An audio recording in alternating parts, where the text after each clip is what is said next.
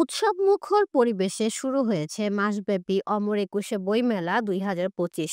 এই মেলায় এবার যুক্ত হয়েছে বৈষম্য বিরোধী ছাত্র আন্দোলনের একটি স্টলের ঠিক পাশেই বসানো হয়েছে ক্ষমতাচ্যুত প্রধানমন্ত্রী শেখ হাসিনার ছবিযুক্ত একটি ডাস্টবিন, যা নিয়ে সামাজিক যোগাযোগ মাধ্যমে শুরু হয়েছে ব্যাপক আলোচনা সমালোচনা। এই বিতর্ক আরও উস্কে দেন অন্তর্বর্তী সরকারের প্রধান উপদেষ্টার প্রেস সচিব শফিকুল আলম, যিনি নিজের ফেসবুকে ডাস্টবিনের ছবি পোস্ট করেন। মুহূর্তেই ছবিটি ভাইরাল হয়ে যায়। দেশ জুড়ে রাজনৈতিক থেকে সাধারণ জনগণ পর্যন্ত এ নিয়ে বিতর্কে জড়িয়ে পড়েন। পরবর্তী সময়ে শফিকুল আলম পোস্টটি মুছে ফেললেও থামেনি আলোচনা। ওই দিনে ময়লা ফেলার একটি ছবি পোস্ট করেন উপদেষ্টা আসিফ মাহমুদও। এসবের পর ওই ময়লার বিন নিয়ে নেটিজেনরা নানা মন্তব্যের মাধ্যমে নিজেদের মত প্রকাশ করে চলেছেন।